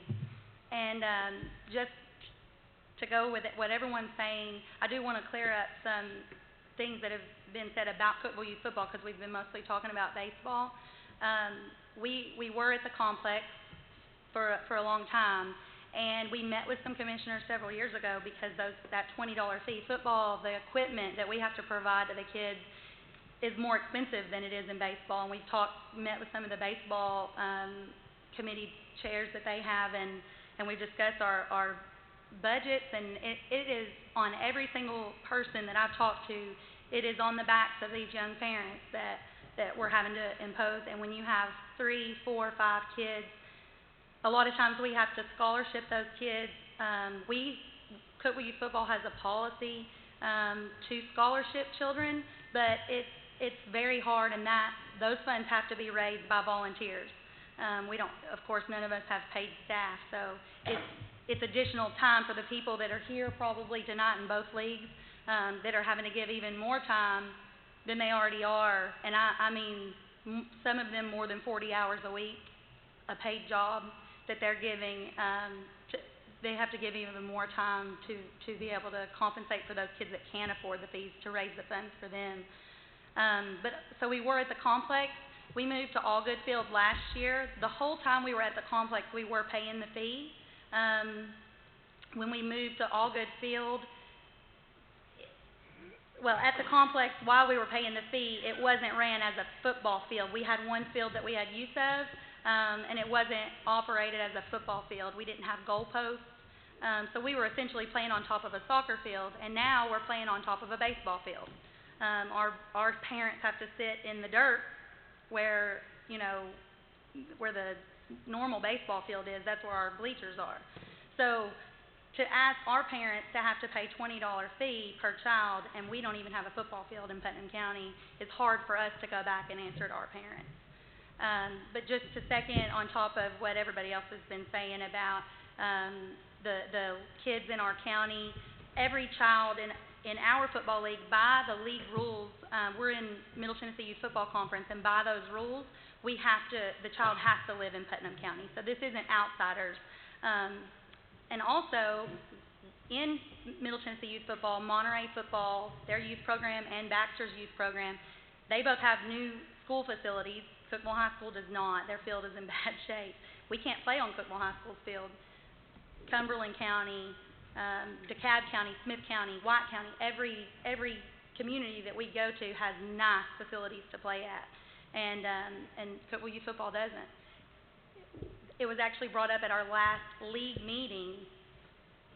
They were concerned with keeping Cookeville Youth Football in Middle Tennessee Youth Football League because they didn't like where we have to play. So we're there, that's where we're playing right now, but to impose a fee on top of that it just hurts our parents. Thank you very kindly. Yes. Hi, I'm Kurt Snyder. I represent the Cookeville Lacrosse Club. We're a growing program in the county. We've been in existence for about 15 years now. What separates us from probably the rest of these folks is that the fee we pay has been seamless for us. It's been there ever since we started. So we have kids in our program from all different economic levels, and we have a lot of folks that step up and provide scholarships probably just like any other sport in town. And so the fee has worked for us, and I guess my point is that we wouldn't exist without what County Parks and Rec does for us to maintain those fields. We play teams from Nashville and Knoxville. We're a great destination for teams from those two areas that want to play each other and us, so we bring in people in from out of town, and I would say to vote for the fee. Thanks. Thank you. My name is Orlando Easter, and thanks, I appreciate y'all taking the time out to listen to our issues. I have a couple issues myself. I am football director of Cookeville Youth Football, and I also do a travel football team that's never been done here in the Cookeville, Tennessee. I'm not from here. I've been here for 12 years, and I love this town. My kids, I got 3 kids that's going to be growing up into these sports, and all 3 of them play baseball, football, and whatever sport. So they all, they play 3 different sports. Now, with that being said, I get charged when I bring the Cookeville Cavaliers that we already pay a fee.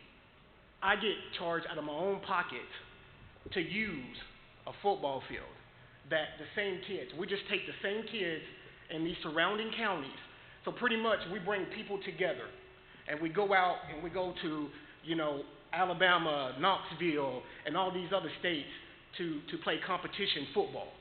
And I get charged, on top of the $20 that we do pay, I get charged again by the hour, and I don't think that's right. I don't think that's right by any means. So I got a lot more to say, but I'm not going to waste your time because I know y'all got to vote. I appreciate it. I hope y'all don't vote for this $20 fee. I really don't. People cannot afford it. And just like the gentleman said, I go out of my own pocket to pay some of these people's, money for them to eat. And I know parents that's between 23 to 30 something got little kids can't afford it. I know y'all make big incomes, and I know a lot of people in here, your average income is between $20,000 to $32,000 a year, if I ain't mistaken. We can't afford that. We can't afford that extra $20 on top of that. It's just no way. Thank you, and thank you for your time. Thank you very kind. Hello, I'm Jeff Wilhite, and I wasn't going to say anything tonight. I feel like that you guys are going to make the right vote on this anyway. And I appreciate what you do for the county. I appreciate your service. This is not an easy job. I coach an 11 and 12-year-old team in Baxter, and my 2 oldest grandsons play on this team. And so I could talk to you as a parent, but I would rather talk to you as if I were sitting in your seat and having to make this vote. And I appreciate Mr. Short's, attitude that he wants to be a good steward of the county's money. And I feel like there's a great opportunity to do that by voting no to this tonight. In Cookeville, you may not notice the trends, but I know that on a Saturday when the T-ball's fired up full blast, there's only a handful of hot spots. There's Love's, the McDonald's, the Subway, the Huddle House. We've got the All-American Diner and the Whistle Stop. And when you go to those places on a Monday night or a Friday night when the baseball's going on, you've got kids coming out and they're eating. You're making your $20 a head back in your sales tax over the course of a season. And I know in the 11 and 12s, there's 5 teams in Baxter. That's 45 kids. That's $900 that you're getting out of our folks, out of our 11 and 12-year-old league or age group. And is it worth charging those kids when you're really making your money back anyway. And, so I feel like you've got an opportunity to do the right thing, by voting no to the fee. Appreciate it. Thank you, sir. Mike Glass, and I understand the thing about the fee. The one question I'll have for this is organized sports. Y'all gonna have to figure out how you're gonna cap that, due for the fact of, you know, right now we have baseball. Somebody comes up, has organized sports. I have 6 guys, 10 guys, 20 guys. I'm gonna create my own league at a high school. Same thing with soccer. Right now we have 2 soccer leagues in Cookeville. Okay, if you're gonna say there's no fees, which is cool, I understand that. But where are you gonna govern that, you know, 27 guys on this side that goes to the school, and the other side, they're gonna create their own leagues, and now you're gonna have so many leagues competing for the same ball field, whether it's baseball, softball, or whatever it is. That's gonna be a thing that y'all gonna have to probably address in the future, is where are you gonna consider is organized, and if they're not paying fees, on how are you gonna regulate that? Thank you. Thank you, Mike.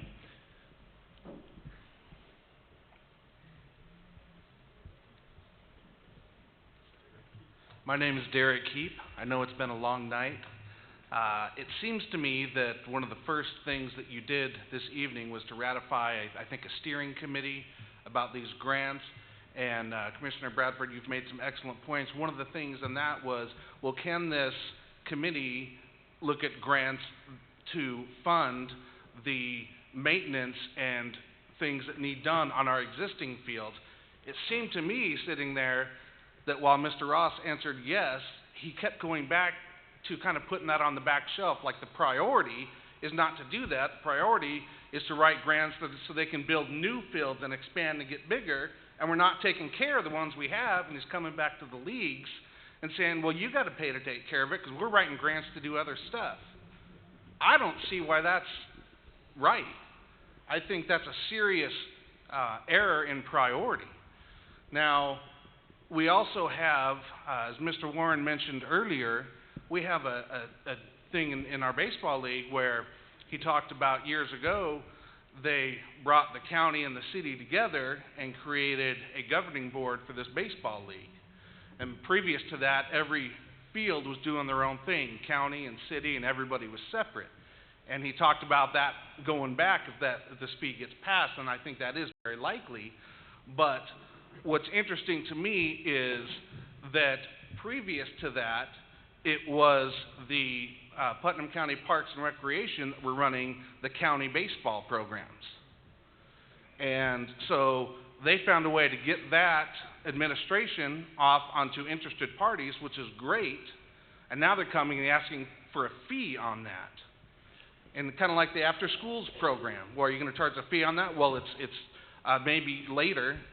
Well, this is later for our sports. At first, yeah, no fee, and now things are going well, and but now we want to charge you a fee so we can write grants to do other stuff. I'm not in favor of this. I really hope that each of you are not in favor too. Thank you for your time. Thank you very kindly. Mr. Atwood, I'd like for you to verify. Just a moment. Is there anyone else? Let me say thanks to each of you for being here, for your participation. It's important. Each of us represent folks just like yourselves. So we love to hear what you have to say. So let me say thanks. We're fixing to vote. Mr. Medley, you said what, sir? I'd like for you to verify that we're voting on to not charge additional fee. The motion before the commission is that there will be no fees charged to any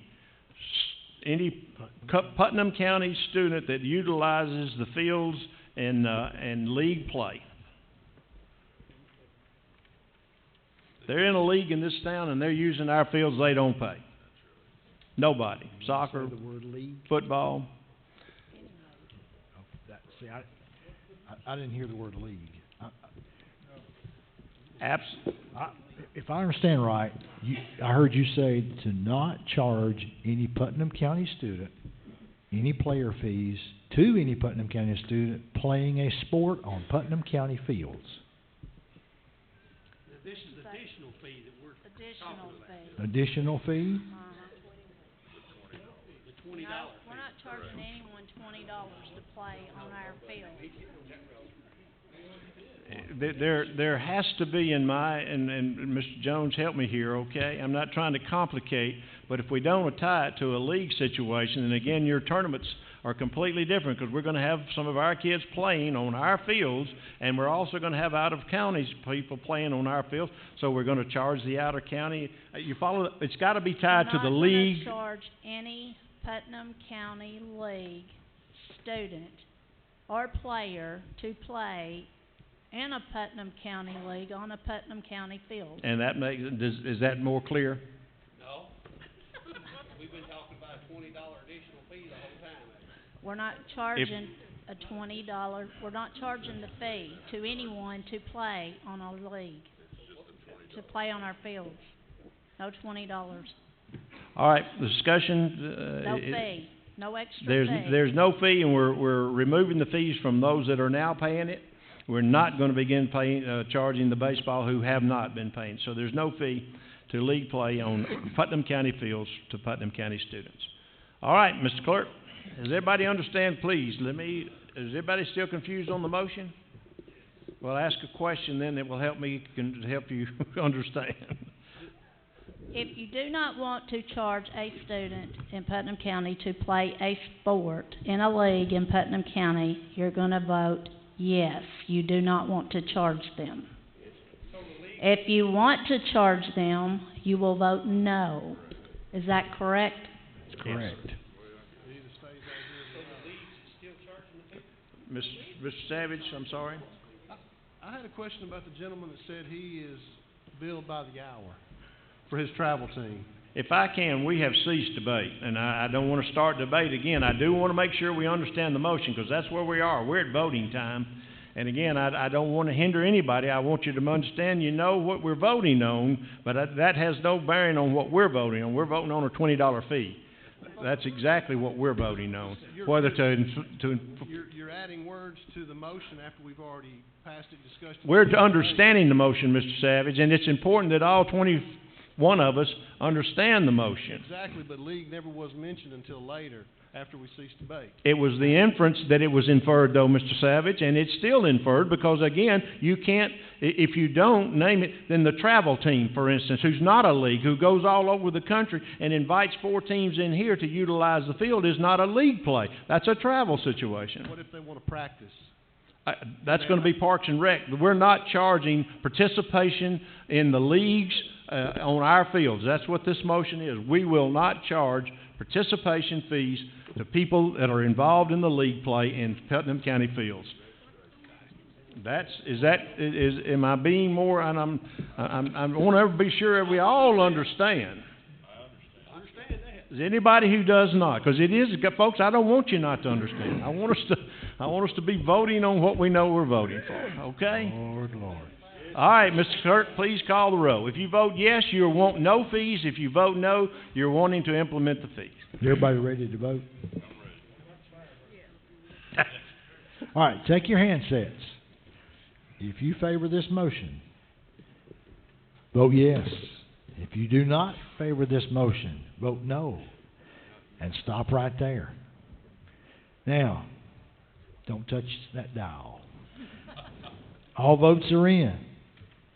Are y'all through and y'all done and all clear? Anybody want to change their vote anywhere? Now, please press confirm for me, ladies and gentlemen. Everybody press confirm. Here we go.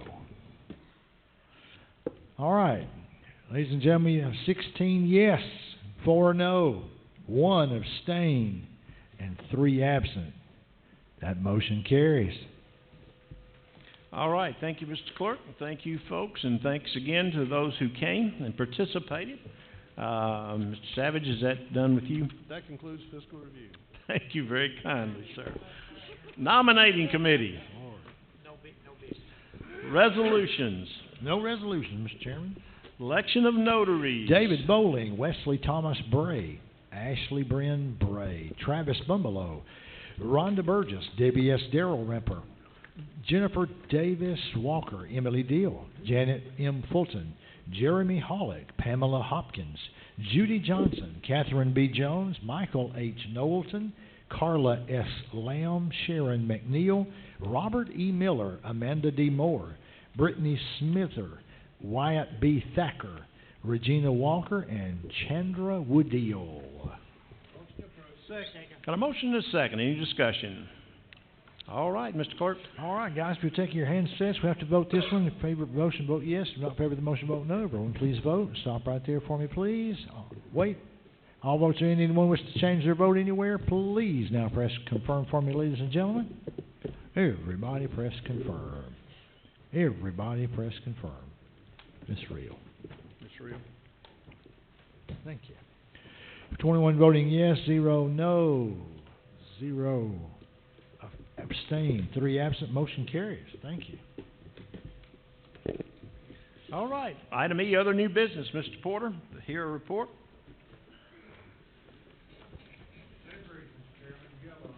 Out the revenues for the first 9 months from July through March. This is what I give you each year. If you have any questions, you can contact me and I'll try to answer them for you. Thank you, Mr. All right.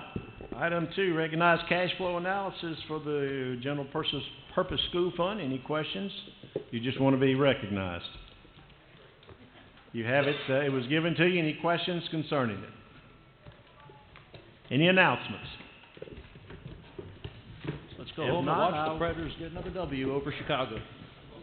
Mr. Wisen, I'm sorry. Oh, I said, let's go home and watch the Predators get another W over Chicago. We're at stand adjourned.